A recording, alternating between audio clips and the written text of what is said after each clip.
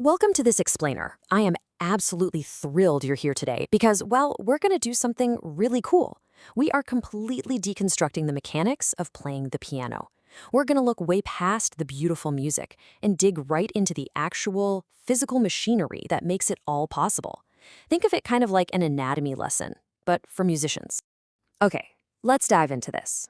Have you ever watched a concert pianist's hands just fly across the keys and thought, man, they must just be pushing themselves to the absolute physical limit? It's a huge misconception, honestly. We tend to think that playing fast means pushing harder, but if you try to force speed, you literally just hit a wall. What we're going to see today is how the true secret to unlocking blazing speed might actually start with doing the exact opposite. I'll be your tour guide today as we walk through the architecture of technique. Here is our roadmap. First, building keyboard mechanics. Then we'll hit scales and arpeggios, finger independence and velocity, intervals and chordal technique, expressive and rhythmic independence, and finally, the golden rule. Let's jump right into part one, building keyboard mechanics. So for a lot of people, the word exercises sounds like, totally tedious, mindless drills. But actually, scratch that. It's the wrong way to look at it. Think of this more like training in a gym, but for highly specific, intricate musical muscle groups. These routines are meticulously designed to isolate physical mechanics, dial in your brain's spatial awareness of where the keys are, and master tonal control across the entire keyboard. You're literally rewiring your hands to move efficiently, establishing this deep structural foundation before you even touch a piece of music.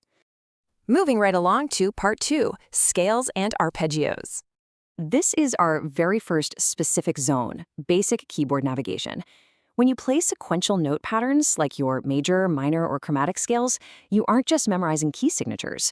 Physically, you're training that smooth, kinesthetic sensation of your thumb tucking cleanly under your hand, all while maintaining perfect arm alignment. Then, when you expand into broken chords, arpeggios like C, E, G, C, the physical focus shifts entirely. Now, you're developing this flexible hand expansion and the lateral wrist movement that you absolutely need to get that spatial precision across massive leaps. It's really about teaching your arm to just effortlessly guide the hand up and down the instrument. All right, part three, finger independence and velocity. Now we transition down to the micro level of piano mechanics. This is where the physical demands get intensely specific. We use five-finger patterns, we do pinpoint isolation work. Look, our hands have natural physiological weaknesses, right? Especially that stubborn connection between the fourth and fifth fingers, they just love to stick together. Short, repeating motifs are designed precisely to eliminate that weakness. And when you look at systemic exercises from folks like Hanan or Czerny, the goal becomes rapid velocity. It demands equal articulation. It demands simultaneous strength from both hands. It is a high-speed sprint for your fingertips, forcing your non-dominant hand to exactly match the dominant one. Which brings us to part four, intervals and chordal technique. Now, what's really interesting about this slide is the direct mechanical contrast happening in your hands. We shift from rapid micro movements to the macro level of heavy chords. When you play double notes, like thirds and sixths, you're striking two keys simultaneously with one hand. That demands tight joint stability, highly coordinated fingers, and wrist flexibility. But when you expand to octaves and solid chords, the whole game changes. You can't just use finger strength anymore. You have to rely on bouncing and gliding. You're literally transferring the heavy weight of your forearm into the keys and maintaining absolute wrist relaxation to prevent tension during those massive hand stretching. Next up, part five, expressive and rhythmic independence. We have now reached the absolute peak zone of our mechanical anatomy tour. Imagine playing three notes in one hand in the exact same time it takes to play two notes in the other hand. Executing this requires an intense polyphonic brain split. You're quite literally forcing your hands to operate in two completely different rhythmic universes at the exact same time. It's the ultimate test of independence, demanding that your nervous system just split its focus without freezing up entirely. And this absolute independence applies to dynamics, too. Polyphonic dynamic voicing exercises train one hand to play loudly and aggressively while the other stays delicately soft. It's an incredible test of differential pressure. And for those rapid fluttering trills and tremolos, a lot of people think that's just, fast finger wiggling. It's absolutely not. Achieving that rapid alternating movement relies on micro wrist rotation to generate dynamic power. It's not just isolated finger force. The wrist acts as the engine and the fingers just transmit the power.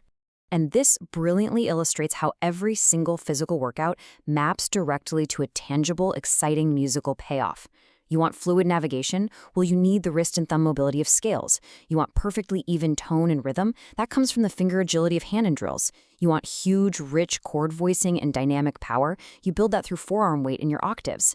And if you want the clear separation of complex musical lines, you have to master the differential hand pressure of polyphonic practice. The mechanics directly create the art. Finally, part 6, the golden rule. This brings us to the overarching principle that governs all of this. Speed is a natural byproduct of efficiency, not force. Remember our question at the very beginning of this explainer? The counterintuitive, actual key to building lasting velocity without risking strain or injury is practicing all of these exercises slowly. By moving slowly with complete muscular relaxation, you literally wire the most efficient movement patterns into your nervous system. When the movement is perfectly efficient, the speed, it simply arrives on its own. You don't have to push for it. You just have to get out of its way. It's a truly fascinating paradigm shift. By refusing to force the outcome and instead focusing entirely on the relaxed efficiency of the process, you unlock your highest potential. So, as we wrap up this explainer, I'll leave you with this provocative thought. If speed truly comes from efficiency, where else in your life could slowing down actually help you move faster? Take that thought with you, and I will catch you next time.